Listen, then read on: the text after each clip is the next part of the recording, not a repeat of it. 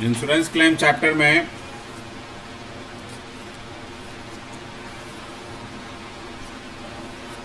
Insurance claim का मतलब क्या होता है, सबसे पहले हम लोग ये समझ लेते हैं।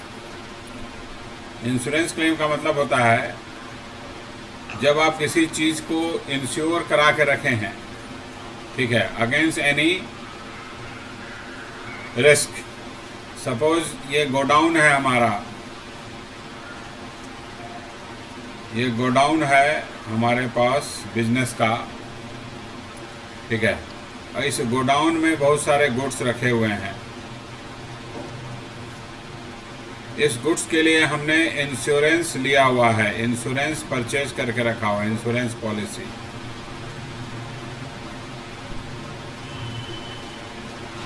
ठीक है, इंश्योरेंस पॉलिसी लिया हुआ है। सपोज फायर पॉलिसी लिया हुआ है। फायर पॉलिसी का मतलब हो गया सिंपल, अगर फायर के कारण गुड्स डैमेज होगा तो वो इंश्योरेंस कंपनी हमको कवर अप करेगा, ठीक है, हमारे लॉस को कवर करेगा।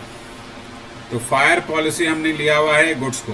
अब मान लीजिए कि फायर हो गया, हमारा गुड्स जो है, सपोज डेट 18 अगस्त 2022 को गोडाउन में फायर हो गया, यहाँ गोडाउन में फायर हो गया, तो ये गुड्स डैमेज हो गया, हमारा ये जो गुड्स था वो डैमेज हो गया। चूँकि हमने पॉलिसी लिया हुआ है तो हम क्लेम कर सकते हैं, ठीक है, तो हम इंश्योरेंस क्लेम करेंगे। तो इंश्योरेंस क्लेम इस अकाउंट्स में क्या पढ़ना है हमको, तो निकालना है हम लोग को, वर्किंग करके निकालना है कि अमाउंट ऑफ क्लेम कितना होगा। अमाउंट ऑफ क्लेम, हम कितना क्लेम करेंगे इंश्योरेंस कंपनी को, जो हमारा गुड्स डैमेज हुआ उसके लिए हम कितना क्लेम करेंगे कि हमारा इतने वैल्यू का गुड्स डैमेज हुआ है। अमाउंट ऑफ क्लेम कितना होगा ये हमको समझना है इस चैप्टर में। Calculation of amount of claim है, ठीक है। तो इस चैप्टर में हमको समझना है कि अमाउंट ऑफ इंश्योरेंस क्लेम कैसे कैलकुलेट होगा।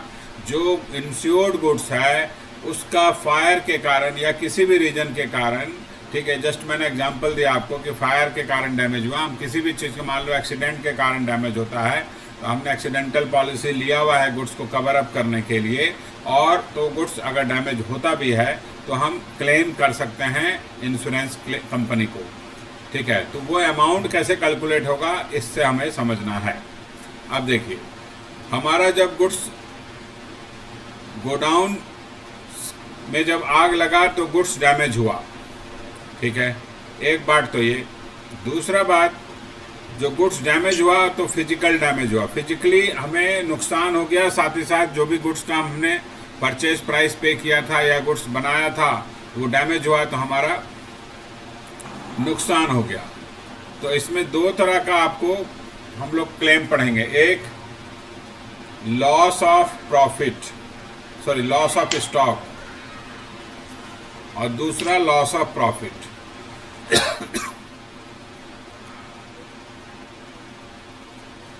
पहला लॉस ऑफ स्टॉक और दूसरा आपका लॉस ऑफ प्रॉफिट, ठीक है। तो लॉस ऑफ स्टॉक जो है आपका, इसका मतलब होता है बेसिकली फिजिकल डैमेज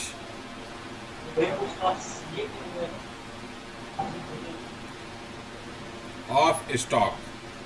जो गुड्स फिजिकली डैमेज हो गया मेरा, चूंकि फायर हुआ तो वो फिजिकली डैमेज हो गया गुड्स, तो जो फिजिकल डैमेज हुआ गुड्स उसका हम लोग को निकालना है कितना गुड्स डैमेज हुआ, यानी cost of goods damage. Cost of goods जो फिजिकली डैमेज हुआ उसका कॉस्ट क्या था। फिर इस कॉस्ट ऑफ गुड्स के लिए हम लोग कैलकुलेट करेंगे इंश्योरेंस क्लेम, कि क्लेम हम कितना करेंगे ये हमको निकालना है, ठीक है। तो एक पार्ट ये हो गया, ठीक है। दूसरा पार्ट है लॉस ऑफ प्रॉफिट। ये क्या है भाई, कि मान लो जो कि हमारा बिजनेस में suppose date of fire question में दिया है कि भाई फायर जो हुआ है गोडाउन में वो 18 अगस्त 2022 को हुआ, ठीक है। तो इस दिन हमारा गुड्स फिजिकली डैमेज हो गया तो उस डैमेज के लिए तो हमने लॉस ऑफ स्टॉक निकाल लिया, ये जो फिजिकल डैमेज हुआ।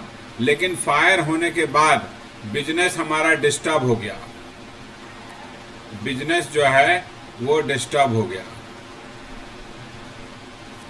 कितने पीरियड के लिए? तो सपोज फॉर 5 मंथ, 5 मंथ के लिए हमारा बिजनेस जो है वो डिस्टर्ब हो गया।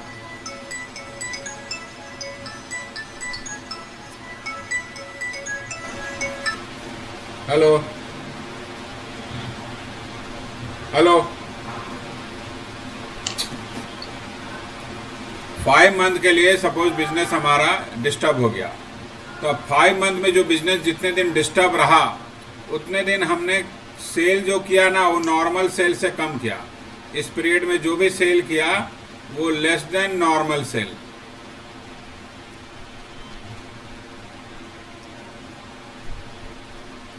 नॉर्मल सेल से कम किया, जो नॉर्मली होता था हमारा सेल उससे कम हुआ। तो जब सेल कम होगा, अगर आप सेल कम करोगे तो क्या होगा? आपका प्रॉफिट भी तो कम हो जाएगा, यानी प्रॉफिट भी रिड्यूस हो गया।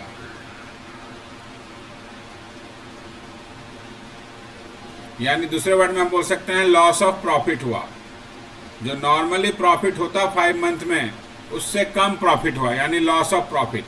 तो जो लॉस ऑफ प्रॉफिट को भी अगर आप पॉलिसी लिए हुए हैं, आपने इंश्योरेंस पॉलिसी लिया हुआ है लॉस ऑफ प्रॉफिट के लिए भी, ठीक है, इंश्योरेंस पॉलिसी, तो हम इसके लिए भी क्लेम कर सकते हैं इंश्योरेंस कंपनी को।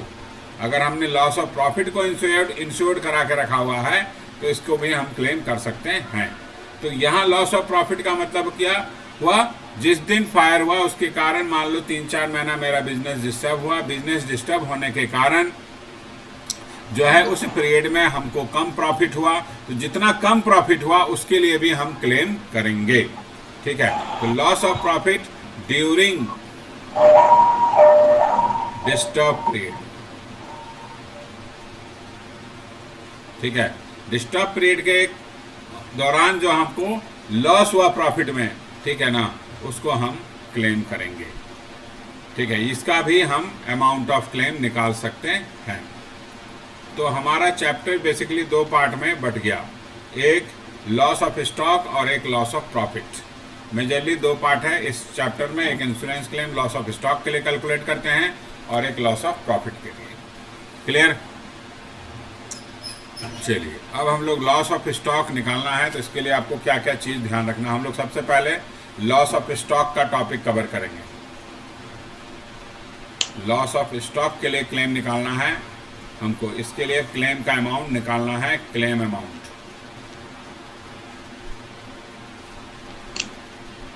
लॉस ऑफ स्टॉक के लिए क्लेम अमाउंट। सबसे इंपॉर्टेंट चीज़ आपको क्वेश्चन में देखना होगा कि भाई फायर किस दिन हुआ, डेट ऑफ फायर क्या है। पहला पॉइंट ये देखना आपको क्वेश्चन में, किसी भी क्वेश्चन में ये दिया रहेगा आपको कि डेट ऑफ फायर क्या है, किस दिन फायर हुआ। जिस दिन फायर हुआ, ठीक है, आपको उसी दिन नुकसान हुआ होगा, डैमेज हुआ होगा। तो आप क्या करोगे? सबसे पहले आपका जो है पॉइंट कि भाई हमारा क्लोजिंग स्टॉक कितना था। जो गोडाउन में गुड्स रखा हुआ है वो तो क्लोजिंग स्टॉक का पार्ट है, ठीक है। तो क्लोजिंग स्टॉक ऑफ गुड्स आपको निकालना किस डेट का? On date of fire. जिस दिन फायर हुआ उस दिन का क्लोजिंग स्टॉक क्या था, ठीक है। अब इस दिन का क्लोजिंग स्टॉक जो गोडाउन में था, ठीक है, तो यहाँ क्लोजिंग स्टॉक निकालते समय आपको ध्यान रखना होगा फिजिकल स्टॉक निकालना हमको। Physical stock, physically goods godown में कितना था, ठीक है ना। फिजिकल स्टॉक पे आपको ध्यान देना है, ठीक है। फिजिकल स्टॉक कितना है आपके गोडाउन में, okay.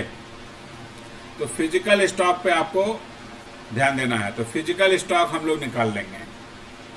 Closing stock of goods on date of fire, on physical stock निकालना है, ठीक है। फिजिकल स्टॉक में क्या होता है आपको ध्यान रखिएगा। हम एग्जांपल आपको दे रहे हैं, ठीक है। मान लीजिए कि कोई गुड्स हमने परचेज कर लिया, समझ में आएगा डिफरेंस आपको। गुड्स परचेज कर लिया सपोज 10,000 रुपये का, ठीक है। इस गुड्स को हमने स्टोर रूम में यानी गोडाउन में ला कर रख दिया, स्टोर रूम में ये आ गया, फिजिकली आ गया, लेकिन हमने इसका कोई रिकॉर्डिंग एंट्री अभी तक नहीं किया है। रिकॉर्डिंग एंट्री नॉट पास, ठीक है। अब रिकॉर्डिंग एंट्री नहीं किया है, लेकिन स्टोर में तो आ गया ना गुड्स, तो स्टोर में आ गया यानी गोडाउन में था वो, जिस दिन फायर लगा उस दिन वो गोडाउन में था, तो ये भी डैमेज होने का चांसेस है इसका भी। इसलिए आपको फोकस करना है फिजिकल स्टॉक पे, ठीक है। फिजिकली कितना हमारा गुड्स गोडाउन में था उस पे फोकस करना है, ठीक है। तो ये ध्यान देना होगा, अगर कुछ ऐसा एडजस्टमेंट दिया है कि गुड्स परचेज किया है, उसका रिकॉर्डिंग एंट्री नहीं हुआ है, लेकिन वो गोडाउन में आ गया है, तो फिजिकली तो था वो गुड्स, तो जब वो फिजिकली था तो उसको हमको कंसिडर करना होगा, क्योंकि वो भी गुड्स डैमेज हुआ होगा, ठीक है। तो सबसे पहले हमको डेट ऑफ फायर देखना है, उसके बाद क्लोजिंग स्टॉक देखना है कि हमारे पास डेट ऑफ फायर के समय क्लोजिंग स्टॉक निकालना पड़ेगा। इसके लिए आपको हर एक क्वेश्चन में कैलकुलेशन करना पड़ेगा, ठीक है। अब क्लोजिंग स्टॉक निकालने के लिए क्या करना पड़ेगा, ठीक है। तो क्लोजिंग स्टॉक निकालने के लिए हम लोग जो है वो दो तरह से इसको निकाल सकते हैं। इसका वर्किंग दो पार्ट में आप जैसे कीजिए, आंसर सेम आएगा। वर्किंग कैसे करेंगे, पहला जो है वो हम ट्रेडिंग अकाउंट बनाएंगे, यानी मेमोरेंडम ट्रेडिंग अकाउंट बनाएंगे। मेमोरेंडम ट्रेडिंग अकाउंट बनाएंगे, ठीक है। कितने दिन के लिए, obviously from the beginning of the year, from beginning of accounting year, जिस ईयर में फायर हुआ, टू डेट ऑफ फायर, जिस ईयर में फायर लगा है उस ईयर के बिगिनिंग से लेकर डेट ऑफ फायर तक का एक हम ट्रेडिंग अकाउंट बना लेंगे, ठीक है। ट्रेडिंग अकाउंट बना करके वहां से बैलेंस अमाउंट निकाल लेंगे। बैलेंस अमाउंट, बैलेंस अमाउंट क्या आएगा हमारा, तो क्लोजिंग स्टॉक निकाल लेंगे, ठीक है। एक तरीका ये है, और जनरली हम लोग इसी तरीकों को फॉलो करते हैं इंश्योरेंस क्लेम में। मोस्ट ऑफ द क्वेश्चन में हम लोग मेमोरेंडम ट्रेडिंग अकाउंट बनाकर ही क्लोजिंग स्टॉक निकालेंगे। अब क्वेश्चन उठता है कि इसको मेमोरेंडम क्यों बोलते हैं, इसलिए बोलते हैं कि प्रॉपर ट्रेडिंग अकाउंट पूरे साल का हम नहीं बना रहे हैं ना, हम तो केवल ये वर्किंग का पार्ट है कि क्लोजिंग स्टॉक कितना था हमारा डेट ऑफ फायर का, उस पर्पस के लिए ये हम ट्रेडिंग अकाउंट बना रहे हैं, इसीलिए मेमोरेंडम माना जाएगा, ठीक है। यानी वर्किंग का पार्ट है मेरा ये, ठीक है। तो ये हम लोग मेमोरेंडम ट्रेडिंग अकाउंट बना करके, ट्रेडिंग अकाउंट कैसे बनता है फॉर्मेट लिख लेंगे हम लोग। दूसरा है कि आप ट्रेडिंग अकाउंट नहीं बनाना चाहते हैं तो आप स्टॉक अकाउंट बना लेंगे। प्रिपेयर स्टॉक अकाउंट ही हम डायरेक्ट बना लेंगे, ठीक है। तो स्टॉक अकाउंट बना करके भी हम इसका में से बैलेंस अमाउंट निकाल लेंगे। बैलेंस अमाउंट हमारा क्या होगा, क्लोजिंग स्टॉक ही निकलेगा यहाँ पर भी, ठीक है। बैलेंस अमाउंट इसका निकाल लेंगे, सेम क्लोजिंग स्टॉक निकल जाएगा, ठीक है। तो ये आपको इस तरह से आपका मेमोरेंडम ट्रेडिंग अकाउंट प्रिपेयर हो जाएगा। अब मेमोरेंडम ट्रेडिंग अकाउंट जो प्रिपेयर होगा from beginning of accounting year to date of fire, इस बीच में जो भी आपका ट्रांजैक्शन हुआ है वो क्वेश्चन में दिया रहेगा। क्वेश्चन में गिवन होगा, इन बिटवीन ईयर का ट्रांजैक्शन आपको क्वेश्चन में गिवन होगा, उसके बेसिस पे आपको मेमोरेंडम ट्रेडिंग अकाउंट बनाना है, और जो बैलेंस अमाउंट निकलेगा वो क्लोजिंग स्टॉक बनेगा, ठीक है।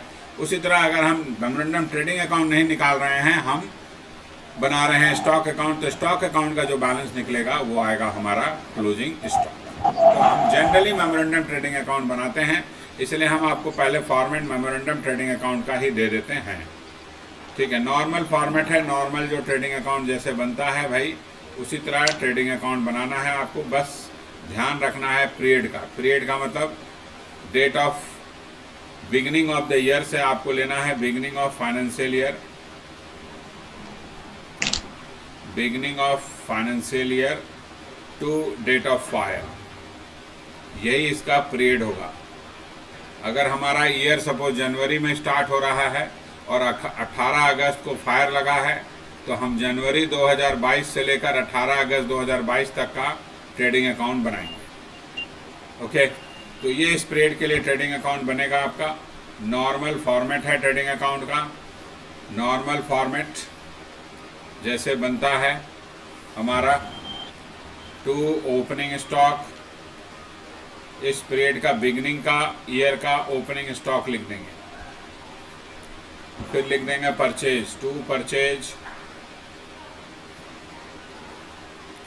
फिर वेजेज। अगर परचेज से रिटर्न है तो माइनस कर दीजिएगा return, less return. Purchase return अगर दिया रहेगा तो परचेज रिटर्न माइनस कर देंगे। उसके बाद वेजेज, फिर इधर आ जाएगा बाय सेल्स, सेल से भी हम सेल्स रिटर्न माइनस कर देंगे अगर गिवन दिया है क्वेश्चन में तो।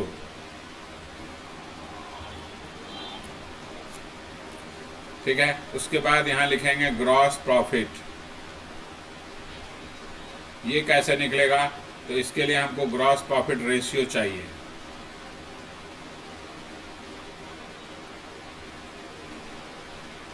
Multiplied by sales. ठीक है, ग्रॉस प्रॉफिट रेशियो से सेल्स को हम मल्टीप्लाई कर देंगे तो हमारा निकल जाएगा ग्रॉस प्रॉफिट।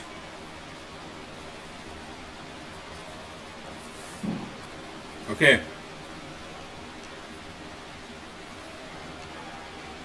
ग्रॉस प्रॉफिट से हम मल्टीप्लाई कर देंगे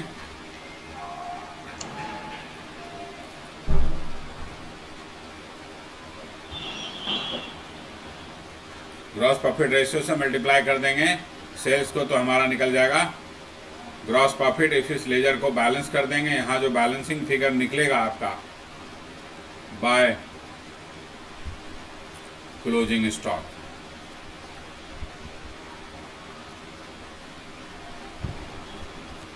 ठीक है, तो ये आपको जो है मेमोरेंडम ट्रेडिंग अकाउंट ऐसे प्रिपेयर करना है, इससे क्लोजिंग स्टॉक आपका निकल कर आएगा। हर एक क्वेश्चन में बनाएंगे मेमोरेंडम ट्रेडिंग अकाउंट, कहीं कोई दिक्कत नहीं है। अब आइए क्या क्या बात ध्यान में रखना है हमको मेमोरेंडम ट्रेडिंग अकाउंट बनाते समय। सबसे पहला बात, जो स्टॉक दिया यानी ओपनिंग स्टॉक,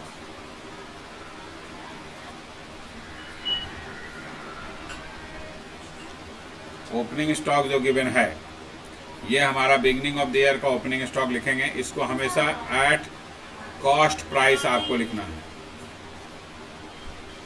कॉस्ट प्राइस पे ही इसको लिखना है ऑलवेज। ठीक है, if any adjustment required to bring value at cost price, अगर कोई एडजस्टमेंट आपको करना पड़ेगा, ठीक है, रिक्वायर्ड है to bring value at cost price, तो हम लोग वो एडजस्टमेंट करेंगे। ठीक है, एडजस्टमेंट करेंगे हम लोग उसको निकालने के लिए। तो एडजस्टमेंट हमको जो भी ज़रूरत होगा, एडजस्टमेंट हमको करना पड़ेगा। एडजस्ट द वैल्यू कैसे करेंगे? सपोज क्वेश्चन में लिखा हुआ है कि opening stock is over valued bye 10%। लिखा हुआ है ये ओवर वैल्यूड बाय 10%, यानी ओपनिंग स्टॉक जो क्वेश्चन में दिया हुआ है वो 10% ज़्यादा है। ठीक है, तो हम क्या करेंगे भाई, उसको मिनिमाइज करेंगे। तो वैल्यू जो गिवन होगा, value of opening stock as given, जो क्वेश्चन में गिवन है वो लिखेंगे पहले। ये 10% ज़्यादा है, इसको 110 से डिवाइड कर देंगे और 100 से मल्टीप्लाई कर देंगे। जस्ट मैंने आपको एग्जांपल दिया कि अगर वो 10% ज़्यादा है तो इस तरह करेंगे। अगर मान लो यहाँ 5% लिखा रहता है 10% की जगह, तो हम यहाँ क्या करते हैं, 105 से डिवाइड करते हैं और 100 से मल्टीप्लाई करते हैं। ओके, तो ये आपको इस तरह से करना पड़ेगा। अगर क्वेश्चन में लिखा हुआ है कि हमारा ओपनिंग स्टॉक ओवर वैल्यूड है कुछ परसेंटेज से, तो जो भी परसेंटेज दिया रहेगा क्वेश्चन में, आपको वो उससे एडजस्ट करना होगा। ठीक है। दूसरा केस हो सकता है कि नहीं, बोल रहा है क्वेश्चन में कि ओपनिंग स्टॉक जो है is under valued,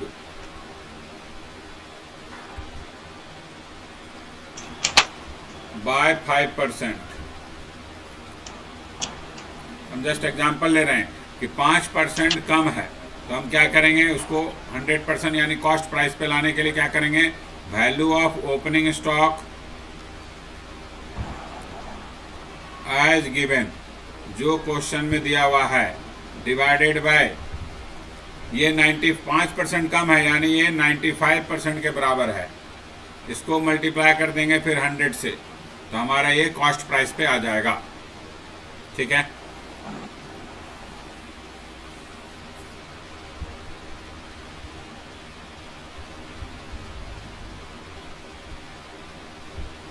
clear.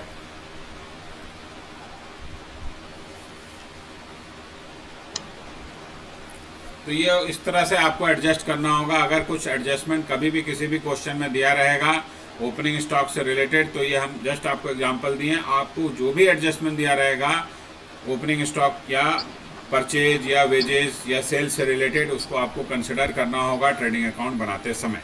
Normal accounting है, नॉर्मल अकाउंटिंग की तरह आपको बनाना है, जो हम लोग 11th क्लास में या 12th क्लास में पढ़ते हैं।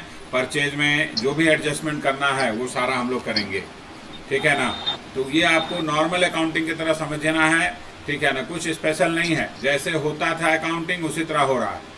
हमारा पर्पस है कि मेमोरेंडम ट्रेडिंग अकाउंट बना करके हम क्लोजिंग स्टॉक जो बैलेंस था उसका करेक्ट वैल्यू निकालें, बस हमारा पर्पस ये है। तो उस पीरियड में जो भी परचेज सेल जो भी हुआ है उसमें अगर कुछ एरर हुआ है, कुछ उसमें त्रुटि है, कुछ उसमें मिस्टेक है, तो उसको भी हम साथ ही साथ सही कर लेंगे, ठीक है। इसी तरह आपको जस्ट मैं आपको एग्जांपल दे रहा हूँ, ठीक है, कि परचेज से रिलेटेड मान लीजिए क्वेश्चन में लिखा हुआ है कि परचेज में इंक्लूड है, लिखा हुआ है परचेज इंक्लूड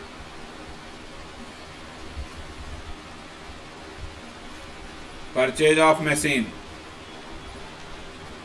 परचेज में बोल रहा है कि परचेज ऑफ मशीन इंक्लूड है, तो परचेज ऑफ मशीन तो हमारा मशीन अगर परचेज किए हैं तो मशीन अकाउंट में ना जाना चाहिए, लेकिन गलती से वो परचेज में इंक्लूड हो गया, तो हमको क्या करना होगा, सिंपल है, जो भी परचेज दिया हुआ रहेगा क्वेश्चन में उसमें से माइनस कर देंगे मशीन का अमाउंट, जो भी मशीन परचेज उसमें इंक्लूड है माइनस कर देंगे मशीन परचेज, ठीक है। इसी तरह मान लीजिए दिया हुआ है क्वेश्चन में कि आपका गुड्स कॉस्टिंग ₹1000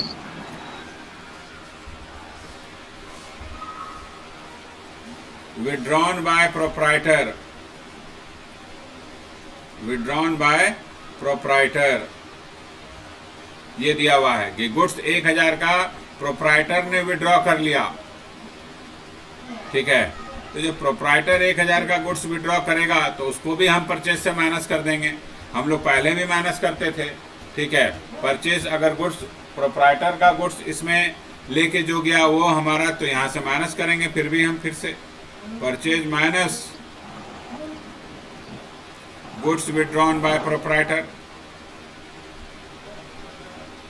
मेरा कहने का मतलब सिंपल है भाई, अगर आपके क्वेश्चन में कोई adjustment purchase opening stock sales wages से रिलेटेड दिया है तो आपको मेमोरेंडम ट्रेडिंग अकाउंट बनाते समय उसको ध्यान में रखना है और उस एडजस्टमेंट को करना है, क्योंकि परचेज का अगर गलत वैल्यू लिखिएगा तो भी आपका क्लोजिंग स्टॉक गलत निकल के आएगा, सेल्स का गलत वैल्यू लिखिएगा तो भी क्लोजिंग स्टॉक गलत निकल के आएगा, ठीक है। वेजेस का भी गलत अमाउंट लिखिएगा तो भी क्लोजिंग स्टॉक आपका गलत निकल के आएगा। आपको correct value of closing stock निकालने के लिए जो भी एडजस्टमेंट क्वेश्चन में दिया है you have to carry down, उस सारे को आपको करना पड़ेगा, तब आपका जाके वेजेज का परचेज का या सब वैल्यू सही लिखेंगे, तब जाके हमारा क्लोजिंग स्टॉक का जो अमाउंट निकलेगा वो करेक्ट अमाउंट बताएगा। और बिना करेक्ट अमाउंट क्लोजिंग स्टॉक का निकाले आप कैसे क्लेम कर लोगे? जब आप गलत वैल्यू निकालोगे क्लोजिंग स्टॉक का, तो अमाउंट ऑफ क्लेम भी तो गलत निकलेगा। समझ में आया बात? तो ये ध्यान में रखना है। जस्ट मैं आपको एग्जांपल दे रहा हूँ, इससे ज़्यादा आपको हो सकता है एडजस्टमेंट मिले क्वेश्चन में, या कम या ना भी मिले, डिपेंड करता है क्वेश्चन टू क्वेश्चन। ठीक है, ये जस्ट मैं आपको अंडरस्टैंडिंग डेवलप कर रहा हूँ कि purchase, opening stock, wages, sales, ये 4 मेन वेरिएबल है आपको जो यूज हो रहा है।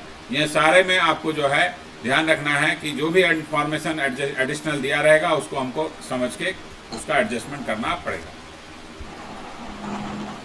उसके बाद wages,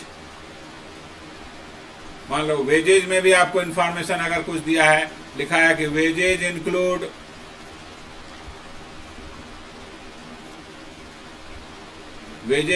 wages paid for installation of machine, wages paid for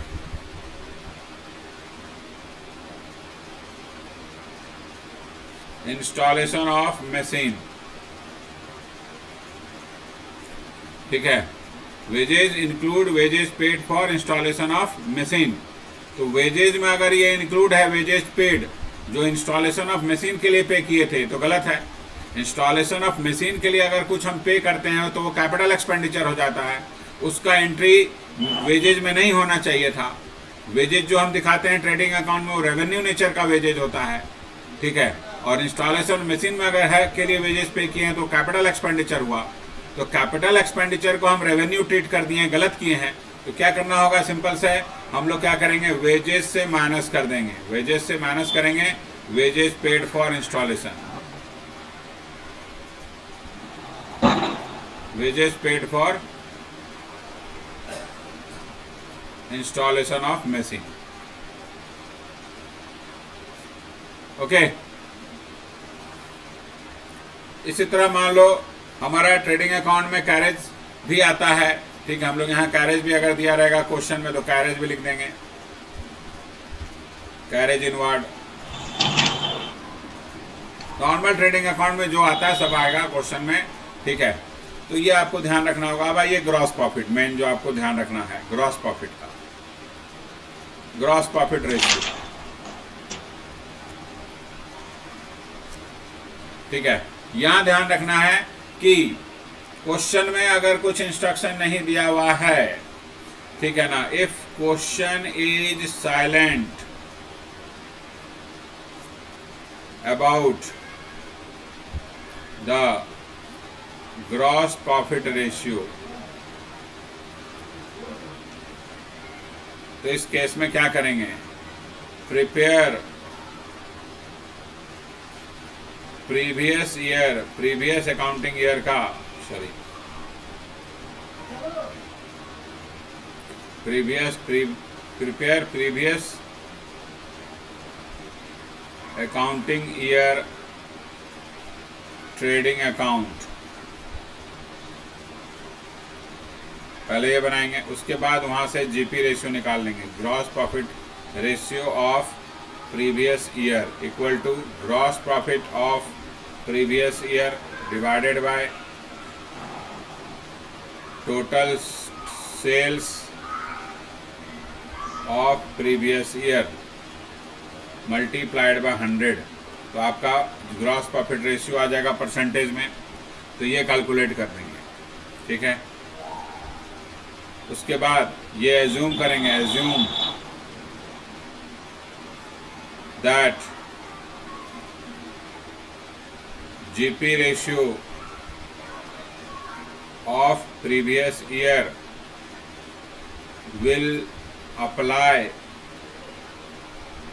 in the year of fire। ठीक है, हम ये मान के चलेंगे कि जो जीपी रेशियो पिछले साल का था वही करंट ईयर में यूज होगा। करंट ईयर का मतलब जिस ईयर फायर लगा उस ईयर का हमको निकालना है, जीपी रेशियो चाहिए हमको। अब जीपी रेशियो का नीड है कि भाई जीपी रेशियो निकलेगा तब ना ग्रॉस प्रॉफिट रहेगा। अगर आपके पास क्वेश्चन में मान लीजिए यहाँ पर ग्रॉस प्रॉफिट रेशियो मालूम ही नहीं है तो हम कैसे मल्टीप्लाई करेंगे सेल से।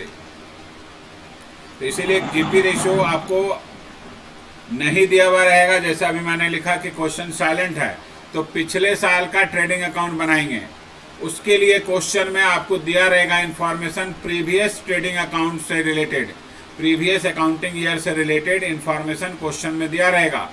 फायर अगर 2022 में लगा है तो 2021 का purchase, sale, opening stock, closing stock, wages, सब चीज क्वेश्चन में दिया रहेगा. You have to find out, you have to prepare trading account of previous accounting year, then get the gross profit and find gross profit ratio of the previous year and apply that particular gross profit ratio in the current previous year, current accounting year. ठीक है, तो ये आपको निकालना होगा. Okay, तो GP ratio जो है वो हमारा प्रीवियस ईयर वाला अप्लाई होगा, यानी जीपी रेशियो जो पिछले साल का है वही सेम अप्लाई होगा. अगर क्वेश्चन में डायरेक्ट दे दिया है, इफ क्वेश्चन में आपको गिवन है जीपी रेशियो, अगर क्वेश्चन में गिवन है जीपी रेशियो, ठीक है, तब तो कोई दिक्कत ही नहीं. Then there is no need to prepare trading account of the previous accounting year. अगर दिया हुआ है पहले से ही कि हाँ 20% जीपी रेशियो है, क्वेश्चन में दिया हुआ है, तो हम क्यों बनाएंगे. तो जो जीपी रेशियो दिया है इसी को यूज करेंगे. तो क्वेश्चन ध्यान से पढ़ना है. ग्रॉस प्रॉफिट रेशियो दिया हुआ है या नहीं दिया हुआ है, उस बेसिस पे आपका वर्किंग डिपेंड करता है. ठीक है, अगर नहीं दिया हुआ रहेगा तो एक एडिशनल वर्किंग करना पड़ रहा है आपको. क्या? प्रीवियस ईयर का ट्रेडिंग अकाउंट बनाना पड़ रहा है. ठीक है, अगर नहीं दिया हुआ रहेगा तो, अगर दिया हुआ है पहले से जीपी रेशियो तो क्यों बनाएंगे हम पिछले साल का ट्रेडिंग अकाउंट. ठीक है, कभी कभी क्या करता है क्वेश्चन में भाई, बोल देगा कि नहीं पिछले साल का जो ट्रेडिंग अकाउंट का ग्रॉस प्रॉफिट है रेशियो है वो उससे चेंज हो रहा है. तो लिख देगा हमारा क्वेश्चन में लिख देगा कि gross profit ratio of the previous accounting year, previous accounting year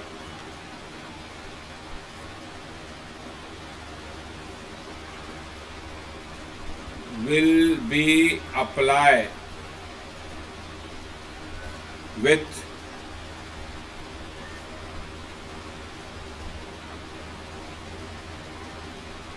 increase और डिक्रीज का परसेंटेज दे देगा.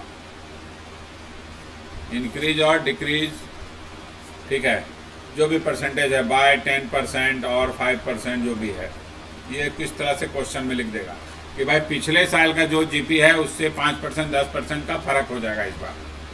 ठीक है, तो जो भी पिछले साल का दिया रहेगा उसमें हम लोग अगर बढ़ाने बोल रहा है 5% तो ऐड कर देंगे, घटाने बोल रहा है तो माइनस कर देंगे. ठीक है, तो ये एडजस्टमेंट कभी कभी क्वेश्चन में इस तरह से दिया रहता है. अगर दिया हुआ है तो हम करेंगे, अदरवाइज नहीं करेंगे. ठीक है, तो ये आपका जीपी रेशियो को ध्यान से देखना है, परचेज को, वेजेज को, ओपनिंग स्टॉक को. बाकी आपका कैरेज इनवार्ड अगर क्वेश्चन में दिया हुआ है तो कैरेज इनवार्ड भी लिख देंगे. सेल्स में भी अगर कोई एडजस्टमेंट दिया रहेगा तो उसको भी कर लेंगे हम लोग. ठीक है ना, सेल्स में भी अगर कोई एडजस्टमेंट दिया रहेगा, गलत अमाउंट कुछ सेल्स में अगर इंक्लूड है तो उसका भी एडजस्टमेंट करेंगे. नॉर्मल अकाउंट्स की तरह बनाना है, एकदम नॉर्मल थिंकिंग रखना है. कुछ नया नहीं है इस चैप्टर में, ये नहीं, कुछ भी नया नहीं है. ठीक है ना, कुछ भी नया नहीं है, बता रहे हैं आपको, एकदम इजी चैप्टर है. ठीक है, और 8 से 9 नंबर का क्वेश्चन हर बार एग्जाम में आता है इसका. बहुत इजी चैप्टर है. ठीक है, कहीं आपको कोई प्रॉब्लम नहीं होगा. अब जब आपका क्लोजिंग स्टॉक यानी मेमोरेंडम ट्रेडिंग अकाउंट बना लेंगे आप, और उसके बाद आपको चाहिए भाई क्लोजिंग स्टॉक आपने निकाल लिया, तो अब क्लोजिंग स्टॉक जब निकल गया तो सेकंड जो मेन आंसर होगा आपका, सेकंड जो वर्किंग करना है आपको, वो करना है, आपको बनाना है स्टेटमेंट ऑफ क्लेम.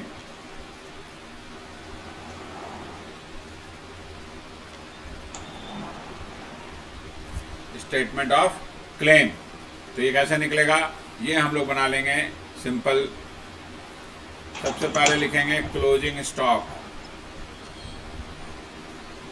जो अभी बनाए मेमोरेंडम ट्रेडिंग अकाउंट, वहां से जो क्लोजिंग स्टॉक निकल के आया, यानी as on date of fire. Date of fire में जो क्लोजिंग स्टॉक का वैल्यू था वो लिख देंगे.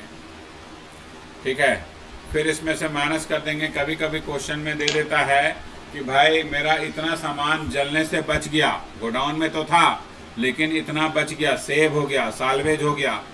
ठीक है, बचा लिया गया, उसको डैमेज नहीं होने दिया गया, साल्वेज. साल्वेज का मतलब सिंपल है, जो गुड्स डैमेज नहीं हुआ फायर या एक्सीडेंट के कारण, ठीक है, goods not damage due to fire, जो नहीं डैमेज हुआ या जिसको बचा लिया गया, कभी कभी लिखता है कि सेव कर लिया गया, देखिए बात है, जब वो सेव कर लिया यानी वो डैमेज नहीं हुआ। तो ये निकल गया आपका एक्चुअल में गुड्स कितना लॉस ऑफ स्टॉक पता चल गया, ठीक है, लॉस ऑफ स्टॉक आपका पता चल गया। अब आइए अमाउंट ऑफ क्लेम निकालेंगे।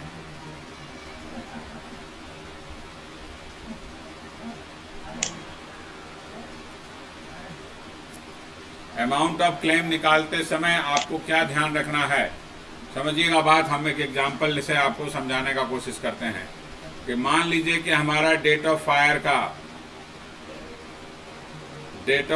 का क्लोजिंग स्टॉक पता चल गया हमको, क्लोजिंग स्टॉक सपोज हमको पता चल गया 1 लाख रुपया पूरा, और जब इसमें से साल्वेज हम माइनस किए, ये डेट ऑफ फायर का है, इसमें से साल्वेज मानो क्वेश्चन में दिया था सपोज 20,000 का, तो 80,000 रुपया का हमारा निकल गया लॉस ऑफ स्टॉक। अब मान लीजिए क्वेश्चन में दिया है कि कंपनी ने इंश्योरेंस पॉलिसी लेके रखा हुआ है, इंश्योरेंस पॉलिसी लेके रखा हुआ है, सपोज कंपनी ने इंश्योरेंस पॉलिसी लेके रखा हुआ है 1,20,000 रुपये का, ठीक है, 1,20,000 रुपये का कंपनी ने इंश्योरेंस पॉलिसी लिया हुआ है, ठीक है, इसी को दूसरे वर्ड में हम लोग इंश्योर्ड अमाउंट भी बोलते हैं,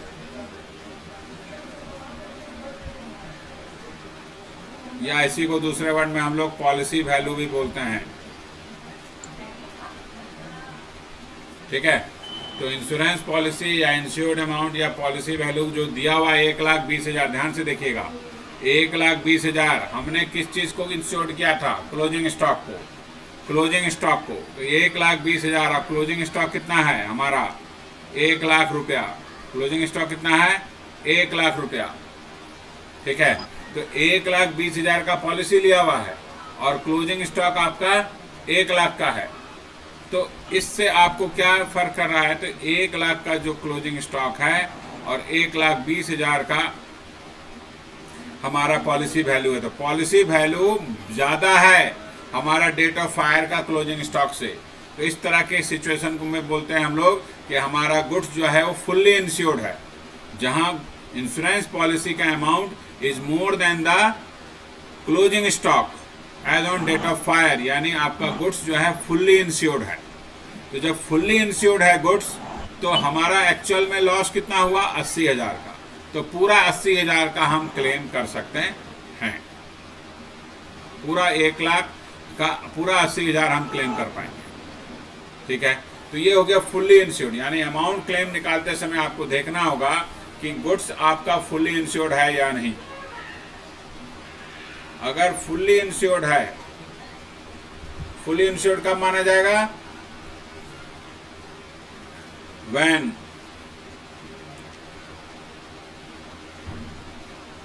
पॉलिसी वैल्यू और इंश्योर्ड अमाउंट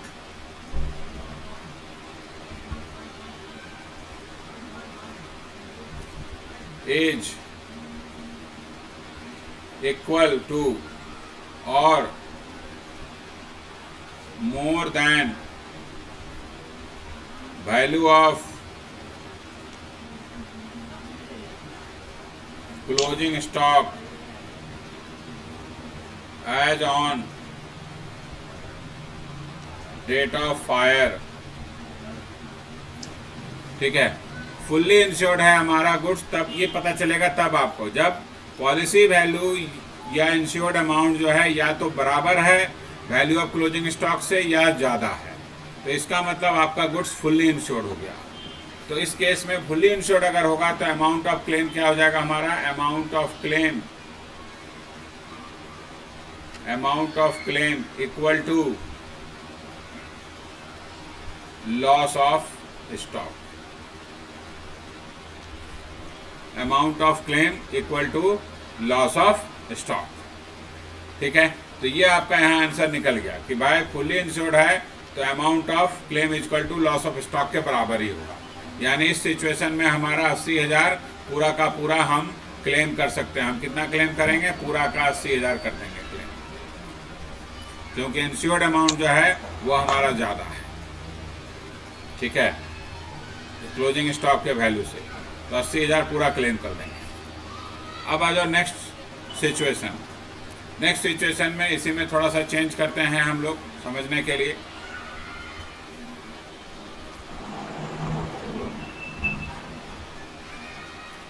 ठीक है, सपोज ये हमारा पॉलिसी वैल्यू को हम चेंज कर देते हैं। पॉलिसी वैल्यू का amount suppose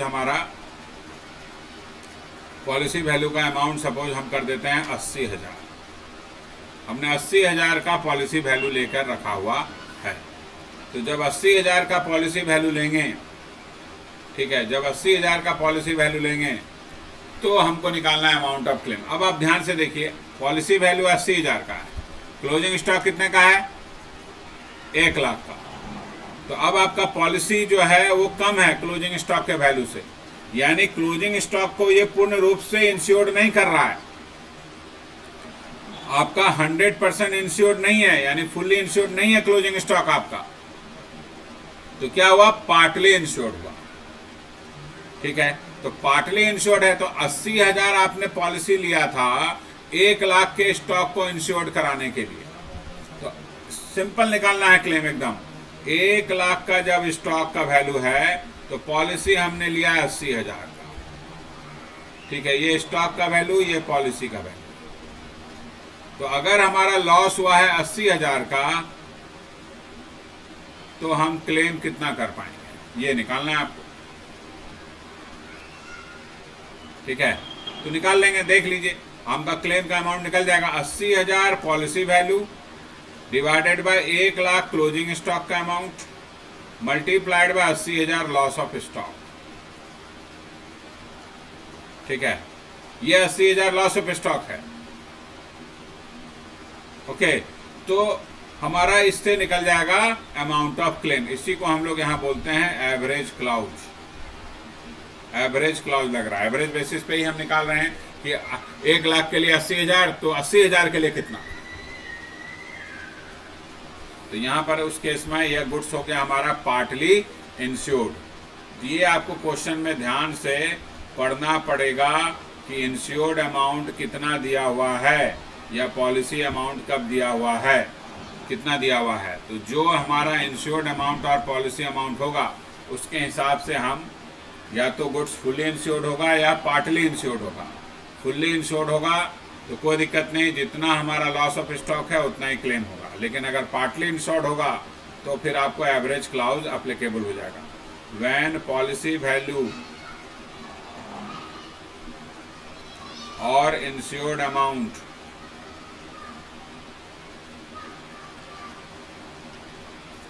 is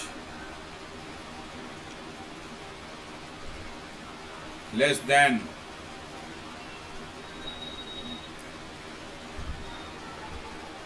value of closing stock as on date of fire, ये पार्टली इंश्योर्ड हो गया। इन दिस केस, यहाँ लिखेंगे in this case average clause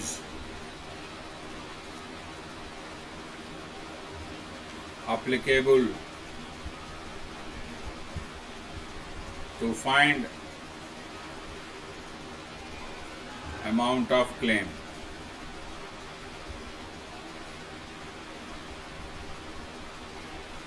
ठीक है, अमाउंट ऑफ क्लेम निकालने के लिए हम लोग इस केस में एवरेज क्लाउज लगाएंगे। ओके, तो अमाउंट ऑफ क्लेम निकाल लेंगे। अमाउंट ऑफ क्लेम कैसे निकलेगा? इक्वल टू इंश्योर्ड अमाउंट यानी policy value divided by closing stock multiplied by loss of stock, ठीक है। Insured amount divided by closing stock multiplied by loss of stock, इससे आ जाएगा आपका क्या, अमाउंट ऑफ क्लेम। तो अगर पार्टली इंश्योर्ड होगा तो इस तरह से निकालेंगे, अगर फुल्ली इंश्योर्ड होगा तो इस तरह से निकलेगा हमारा amount of claim. Okay, clear. तो ये हमारा समझ में आ गया कैसे हम insurance claim loss of stock का पॉलिसी के लिए वर्किंग करेंगे, ठीक है। सबसे पहले हम लोग बनाएंगे मेमोरेंडम ट्रेडिंग अकाउंट, और अगर ज़रूरत पड़ेगा कि जीपी रेशियो नहीं दिया हुआ है तो हम लोग पिछले साल का ट्रेडिंग अकाउंट सबसे पहले बनाएंगे, ठीक है। वहाँ से जीपी रेशियो निकालेंगे, फिर उस जीपी रेशियो को यूज करेंगे मेमोरेंडम ट्रेडिंग अकाउंट में। अगर जीपी रेशियो पहले से ही क्वेश्चन में दे दिया कि नहीं जीपी रेशियो दिया हुआ है, ठीक है, तो अगर पहले से ही क्वेश्चन में गिवन है तब तो कोई नीड नहीं है पिछले साल का ट्रेडिंग अकाउंट बनाने का, कोई ज़रूरत नहीं उस केस में, ठीक है। नहीं दिया हुआ है जीपी रेशियो करंट ईयर का, तो हम नहीं दिया हुआ जीपी रेशियो कितना है, तो हम पिछले साल का ट्रेडिंग अकाउंट बना करके, लास्ट ईयर का ट्रेडिंग अकाउंट बना करके आपको निकालना पड़ेगा जीपी रेशियो, ठीक है। तो क्वेश्चन को ध्यान से पढ़ना है। मेमोरेंडम ट्रेडिंग अकाउंट जब बन जाएगा वहां से आप क्लोजिंग स्टॉक निकाल लिए, फिर आपको निकालना है स्टेटमेंट ऑफ क्लेम। बस 2 ही पार्ट है वर्किंग का, ठीक है, 2 ही पार्ट है वर्किंग का। वो आइए क्वेश्चन करते हैं।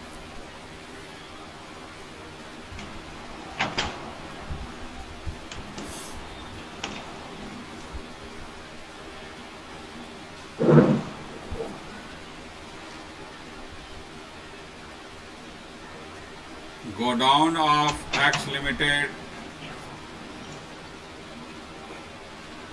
damaged by fire on 1 सितंबर 2022, ठीक है। Purchase from 1 April 2022 to date of fire ₹3 lakh. Wages from same date का ₹40,000। सेल्स फ्रॉम 1 अप्रैल से लेकर डेट ऑफ फायर तक का सपोज 5,40,000, ठीक है। उसके बाद stock as on 31 March 2022 ₹20,000। Gross profit ratio is 20%।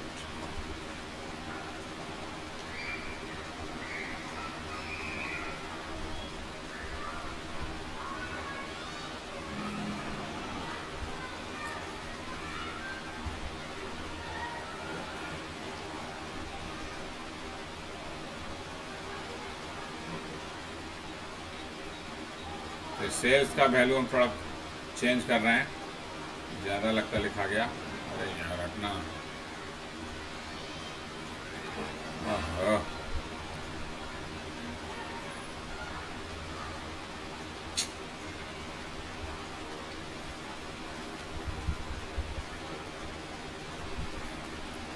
Sales का वैल्यू हम लिख देते हैं यहाँ पर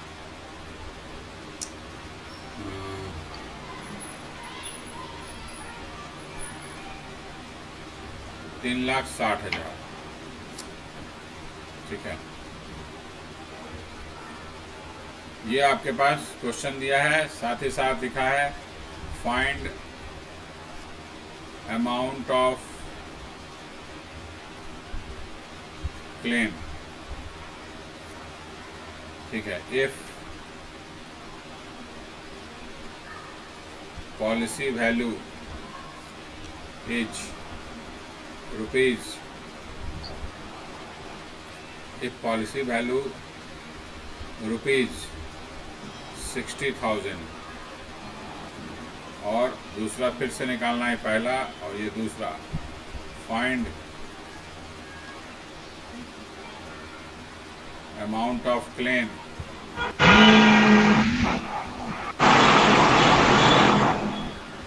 इफ पॉलिसी वैल्यू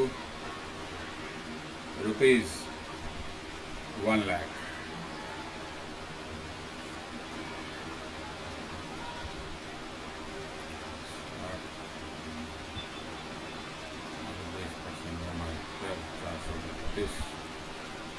ठीक है, नहीं पहला वाला अमाउंट को इसको हम चेंज कर देते हैं, इसको 30,000। तो ये आपके पास क्वेश्चन है, इससे आपको निकालना है। अब देखिए इस क्वेश्चन में जीपी रेशियो दिया हुआ है पहले से। जब दिया हुआ है तो पिछले साल का ट्रेडिंग अकाउंट यानी पिछला अकाउंटिंग ईयर जो हमारा है उसको नहीं निकालना, बनाने का जरूरत ही नहीं है। जब ग्रॉस प्रॉफिट दिया रहेगा, इसका उद्देश्य ही वही है। पिछले साल का ट्रेडिंग अकाउंट तभी बनाएंगे जब जीपी रेशियो नहीं दिया रहेगा। ओके, हमको निकालना है जीपी रेशियो। अगर वो नहीं दिया रहेगा तो हम जीपी रेशियो पिछले साल का ट्रेडिंग अकाउंट बनाकर कर लेंगे। चलो, तो अब आप जो है क्वेश्चन बनाइए। सबसे पहले आपको क्या बनाना है? Memorandum trading account.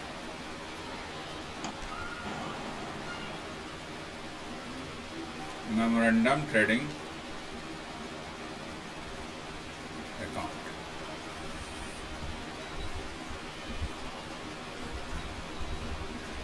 किस पीरियड के लिए बनेगा ये मेमोरेंडम ट्रेडिंग अकाउंट? तो मेमोरेंडम ट्रेडिंग अकाउंट बनेगा आपका 1 अप्रैल 2022 से लेकर, डेट ऑफ फायर क्या था क्वेश्चन में? 1 सितंबर। तो ये बनेगा 1 सितंबर 2022 तक का। ठीक है, बिगिनिंग ऑफ द ईयर अप्रैल है आपका और डेट ऑफ फायर 1 सितंबर है। तो 1 अप्रैल से लेकर 1 सितंबर तक का बनेगा। आइए ओपनिंग स्टॉक लिखते हैं। 1 अप्रैल का ओपनिंग स्टॉक क्या होगा? हमारे पास दिया हुआ है क्वेश्चन में, देखिए स्टॉक क्वेश्चन में दिया हुआ है। ये कब का दिया है क्लोज स्टॉक? 31 मार्च 2022 का। तो जो 31 मार्च 2022 का स्टॉक होगा वही ना 1 अप्रैल का ओपनिंग स्टॉक हो जाएगा। इस डेट के लिए वो क्लोजिंग स्टॉक है और 1 अप्रैल के लिए ही ओपनिंग स्टॉक हो जाएगा। तो 20,000 लिख देंगे हम लोग डायरेक्ट। फिर परचेज दिया इसी पीरियड का आपको 3 लाख। इसी पीरियड के लिए परचेज क्वेश्चन में दिया हुआ है तो टू परचेज लिख देते हैं 3 लाख।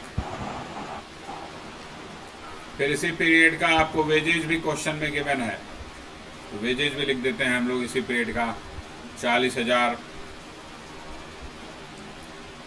और फिर इसके पीरियड का आपको सेल्स भी दिया हुआ है तो सेल्स लिख देते हैं हम लोग 3,60,000।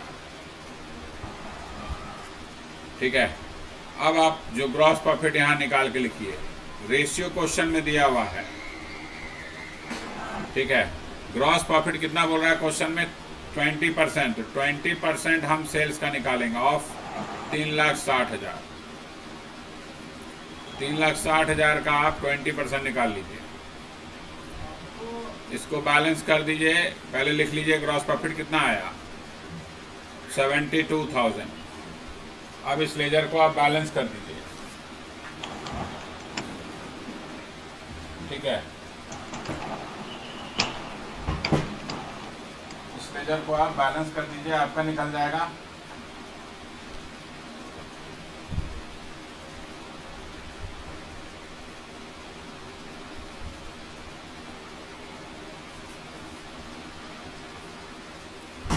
ठीक है, निकाल लीजिए ग्रॉस प्रॉफिट। क्लोजिंग स्टॉक कितना आएगा बैलेंस करके?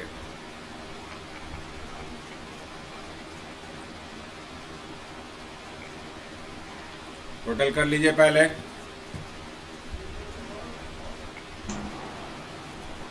$3,60,000 और ये टोटल हो गया 4,32,000। 4,32,000। तो क्लोजिंग स्टॉक कितना आ जाएगा आपका?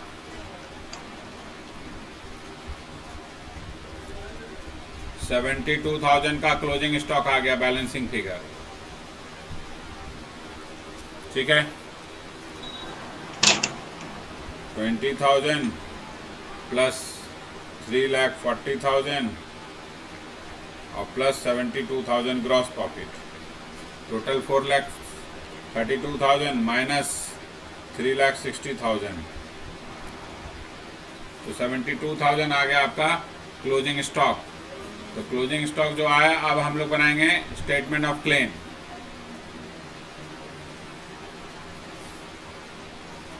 अब हम लोग बनाएंगे स्टेटमेंट ऑफ क्लेम। तेरी लाइन कैसे खिंचा गया जी?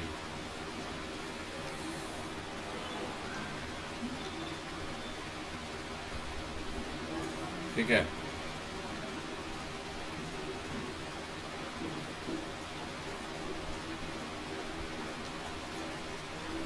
चलो क्लोजिंग स्टॉक पहले लिखते हैं हम लोग, जो निकाले मेमोरेंडम ट्रेडिंग अकाउंट में 72,000।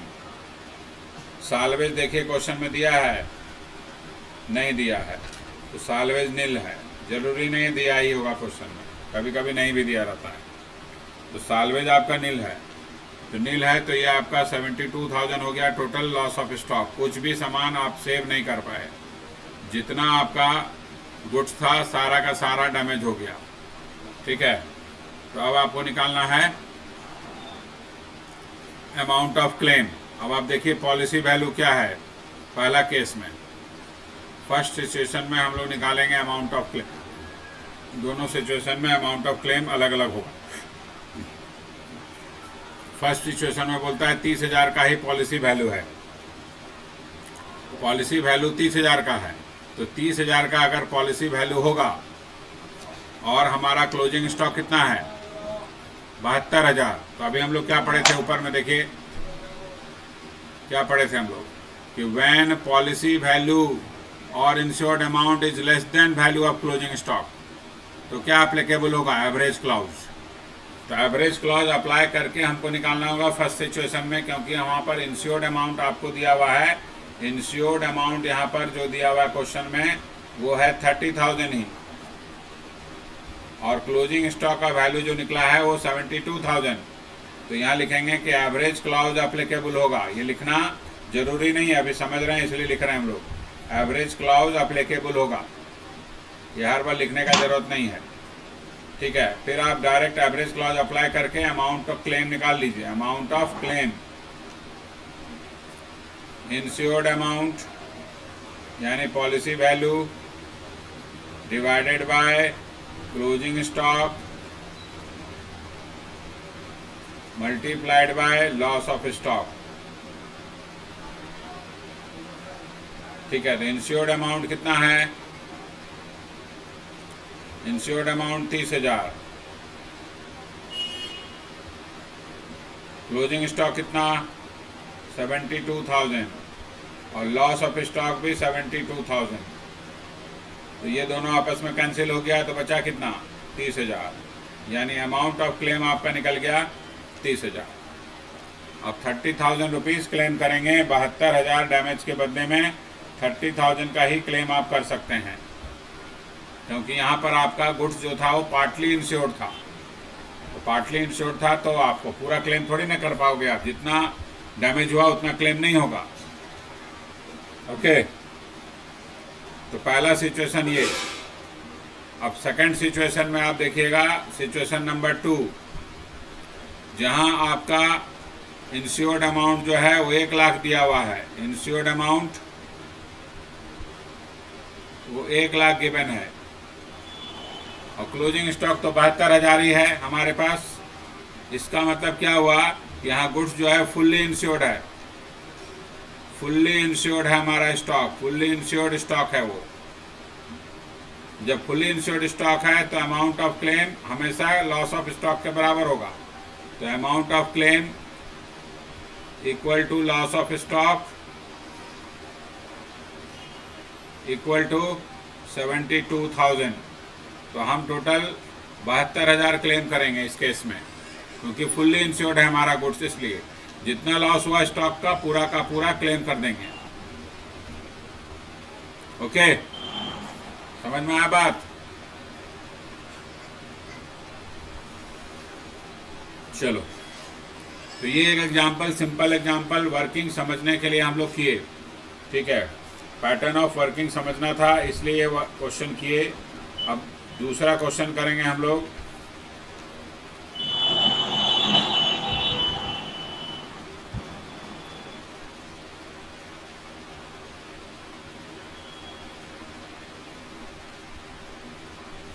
इसको लिख लीजिए।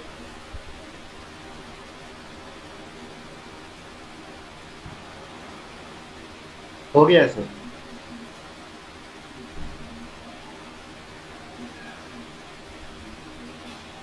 एक और एग्जाम्पल करेंगे हम लोग, चलिए, जिसमें कि हमको पिछले साल का भी इंफॉर्मेशन दिया रहेगा और वहाँ से पिछले साल का पहले ट्रेडिंग अकाउंट बना करके वहाँ से निकालेंगे, वहाँ से जीपी रेशियो, फिर उस जीपी रेशियो को करंट ईयर में अप्लाई करेंगे। तो लिखिए,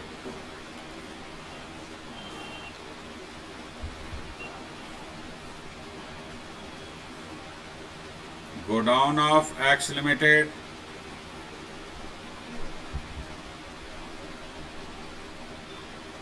destroy by fire on 1 August 2022। Godown of x limited destroy by fire on 1 August 2022।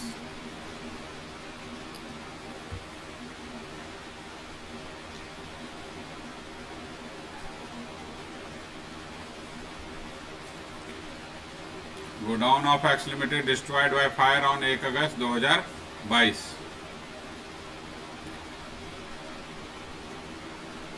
From the following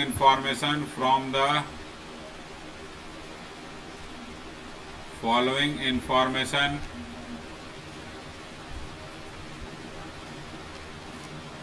find the amount of claim, ठीक है, if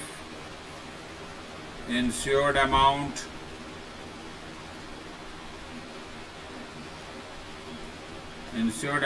for the stock is rupees 1,20,000।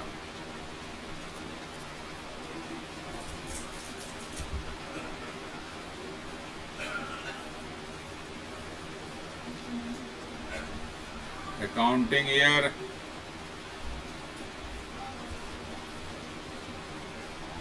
21-22 से related आपको क्या क्या इंफॉर्मेशन दिया है देख लेते हैं। लिखा है, stock as on 1 April 2021 rupees 20,000।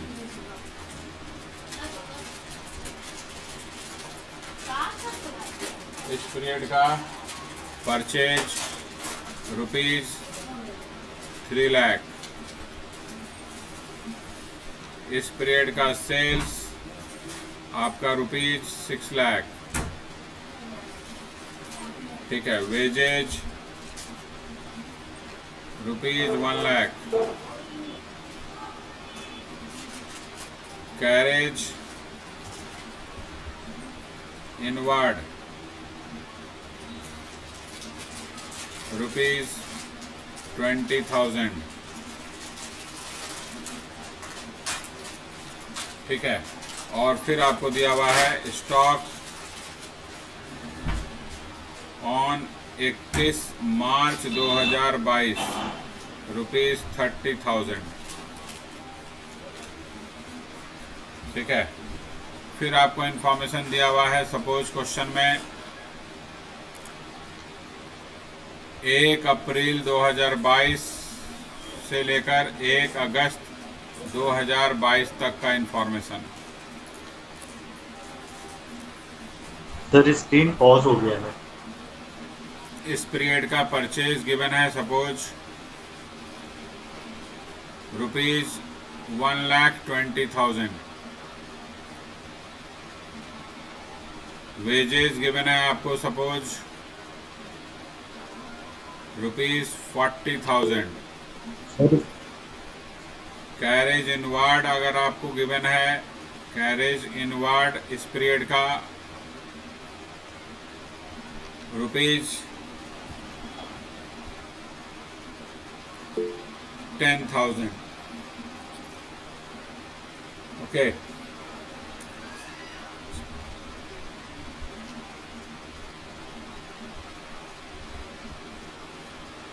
फिर सेल्स गिवन है आपका सपोज 1,80,000. हेलो, ये आपके पास क्वेश्चन है, इससे आपको निकालना है अमाउंट ऑफ क्लेम जो फायर हुआ 1 अगस्त 2022 के, उससे रिलेटेड लॉस ऑफ स्टॉक का अमाउंट ऑफ क्लेम निकालना है. लॉस ऑफ स्टॉक का अमाउंट ऑफ क्लेम. तो हम लोग क्या करेंगे, सबसे पहले हम लोग जो है पिछले साल का, देखिए इस क्वेश्चन में कहीं भी आपको ग्रॉस प्रॉफिट रेशियो नहीं दिया हुआ है. तो अगर क्वेश्चन इस तरह का है जहां जीपी रेशियो पहले से नहीं दिया हुआ है, तो हमको जीपी रेशियो पहले प्रीसीडिंग अकाउंटिंग ईयर का, यानी फायर कब लगा है, इस अकाउंटिंग ईयर में फायर हुआ है, फायर यहाँ हुआ है, तो हमको पिछला अकाउंटिंग ईयर यानी 21-22 का डिटेल इसलिए दिया है क्वेश्चन में कि आप इसको यूज करके जीपी रेशियो निकाल लीजिए, और जो जीपी रेशियो इस 21-22 का निकलेगा वही आप अप्लाई करोगे यहाँ पर. ठीक है, तो आपको जो है इधर का पहले यूज करना है, यहाँ से जीपी रेशियो निकालना है और उधर आपको यूज करना है उसको. ओके, चलो, तो ये आप जो है वर्किंग करो पहले सॉल्यूशन के लिए. पहला वर्किंग हम लोग करेंगे, ट्रेडिंग अकाउंट बनाएंगे पिछले अकाउंटिंग ईयर का. आइए, ट्रेडिंग अकाउंट बनाएंगे हम लोग 2021-22 का.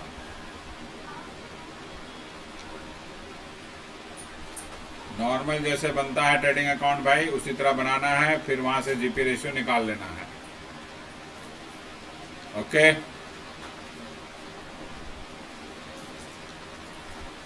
भैया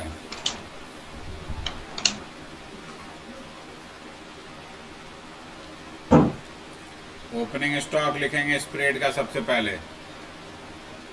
ठीक है, स्प्रेड का ओपनिंग स्टॉक कितना है, देखिए 1 अप्रैल 2021 का ओपनिंग स्टॉक कितना, 20,000.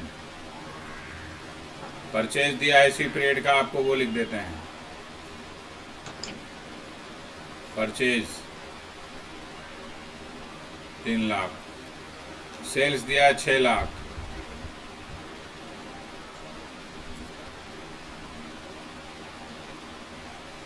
फिर दिया वेजेज 1 लाख.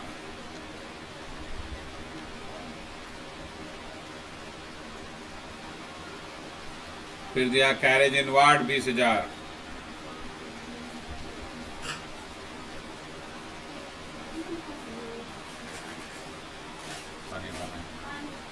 Carriage inward 20,000.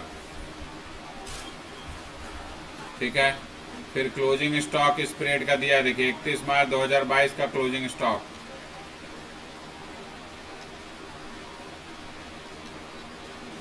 30,000. अब इसको आप पहले बैलेंस कर दीजिए. 6,30,000 इधर का टोटल, इधर भी लिख दिया 6,30,000.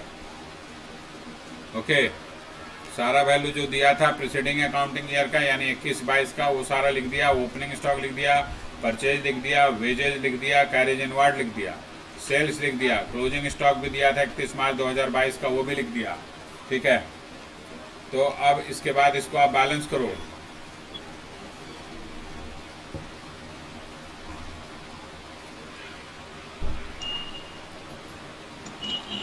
इसको आप बैलेंस करो, कितना बैलेंस हो जाएगा ये, 6,30,000 माइनस 4 तो हो गया 2,30,000. फिर ये 20 माइनस, तो ये आ जाएगा आपका, माइनस करके देखो कितना आ रहा है, 6,30,000 में से आपको माइनस करना है 4,40,000 रुपया. 6,30,000 में से आप माइनस करो 3 और 1 4, 4,40,000. 4,40,000 आप माइनस करो तो आपका प्रॉफिट आ रहा है, gross profit 1,90,000.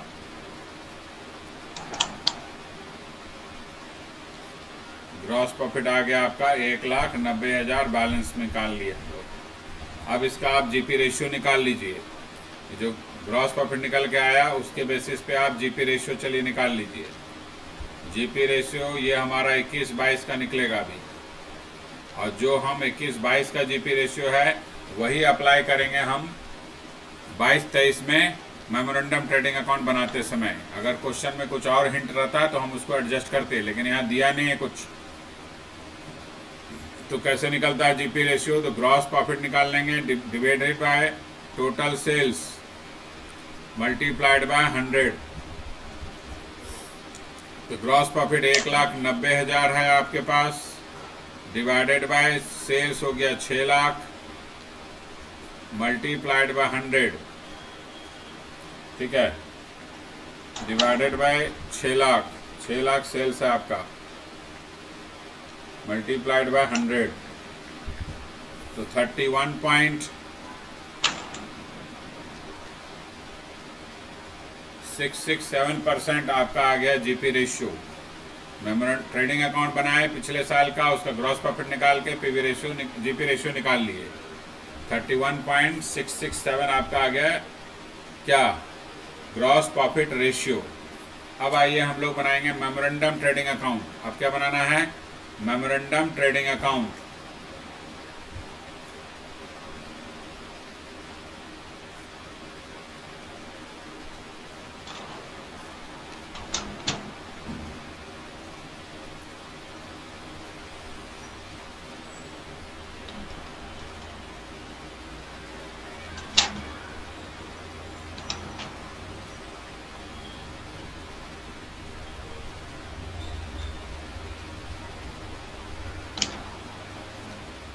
Okay, memorandum trading account. चलिए, मेमोरेंडम ट्रेडिंग अकाउंट में आप सबसे पहले हम लोग ओपनिंग स्टॉक लिखेंगे। ये इसका पीरियड क्या होगा? ये कितने पीरियड के लिए बनेगा? तो एक बनेगा 1 अप्रैल 2022 से लेकर डेट ऑफ फायर 1 अगस्त 2022 है आपका। तो 1 अप्रैल 2022 से लेकर 1 अगस्त 2022 तक का बनाना है आपको, क्योंकि क्वेश्चन में डेट ऑफ फायर 1 अगस्त 2022 दिया है। अब इस पीरियड का परचेज सेल क्वेश्चन में दिया हुआ है। सबसे पहले हम लोग ओपनिंग स्टॉक लिखेंगे। आइए, ओपनिंग स्टॉक क्या होगा इस पीरियड, इस डेट का कोई बता सकते? ओपनिंग स्टॉक क्या होगा हमारा? ऑब्वियसली जो 31 मार्च, ये 31 मार्च का है आपके पास, 31 मार्च 2022 का क्लोजिंग स्टॉक है ये 30,000। यहाँ यही ना आएगा यहाँ पर ओपनिंग स्टॉक के रूप में, यही 30,000 लिख देना आपको यहाँ। इसके बाद इस पीरियड का परचेज लिखिए, वेजेज लिखिए, सेल्स लिखिए, जो भी क्वेश्चन में दिया है सब लिख देंगे। आइए, परचेज कितना दिया हुआ है? 1,20,000 दिया हुआ है हमारे पास, तो ये परचेज लिख दिया 1,20,000। फिर वेजेज दिया हुआ था इसी पीरियड के लिए 40,000 रुपया, वेजेज भी लिख दिया 40,000। और फिर आपका कैरेज इनवर्ड गिवन है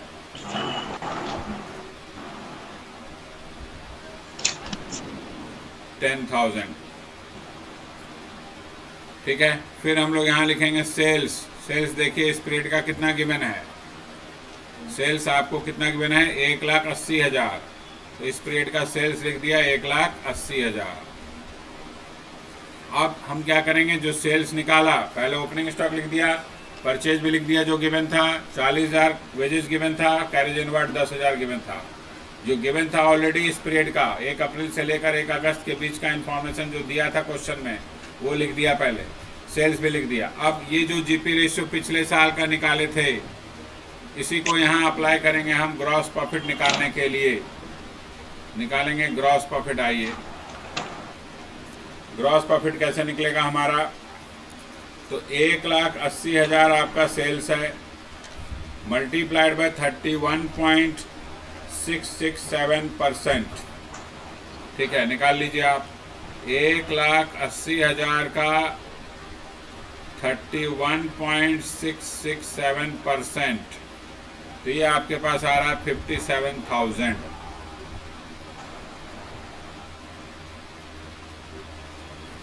57,000 आपका आ गया क्या? Gross profit. अब आप लेजर बैलेंस कर दोगे तो यहाँ बैलेंसिंग फिगर क्या निकल के आएगा?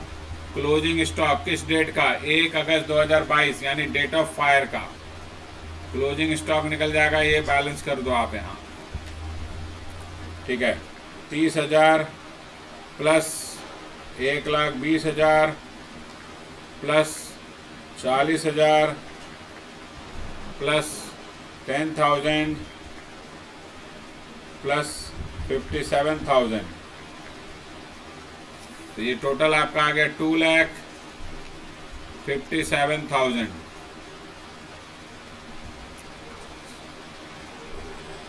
तो 2,57,000 में से 1,80,000 आप माइनस कर दो, माइनस 1,80,000, तो 77,000 का आपके पास आ गया क्लोजिंग स्टॉक 1 अगस्त 2022 का यानी डेट ऑफ फायर का।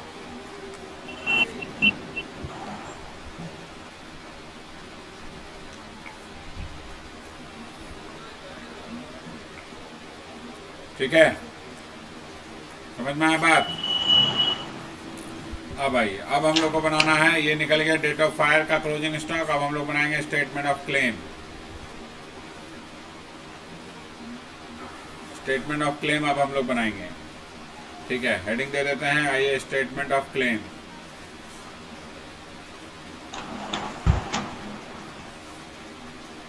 सबसे पहले क्लोजिंग स्टॉक लिखेंगे जो डेट ऑफ फायर का निकाला, 77,000। सालवेज दिया है क्वेश्चन में, नहीं दिया हुआ है, शायद सालवेज दिया हुआ है या नहीं दिया हुआ है, देख लेते हैं, भूल गया था। सालवेज नहीं दिया हुआ क्वेश्चन में, सालवेज का अमाउंट नहीं दिया है, कितना गुड्स सेव कर पाया डैमेज से, कुछ नहीं दिया है, तो सालवेज नील है, सालवेज आपका नील। तो इसको माइनस कर देंगे तो हमारे पास लॉस ऑफ स्टॉक निकल जाएगा।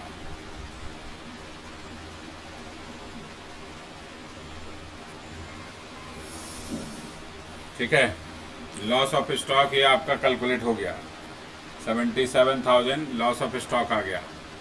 अब आप निकाल लो अमाउंट ऑफ क्लेम।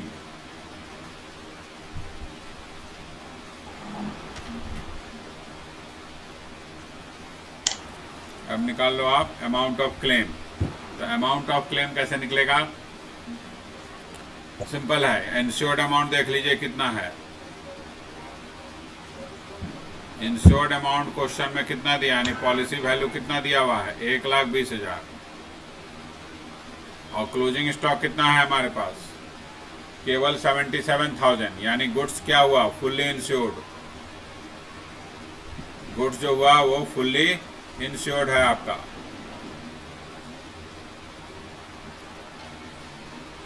जो फुल्ली इंश्योर्ड स्टॉक है तो अमाउंट ऑफ क्लेम क्या होगा, amount of claim equal to loss of stock equal to 77,000। तो हम पूरा 77,000 क्लेम करेंगे। समझ में आया बात।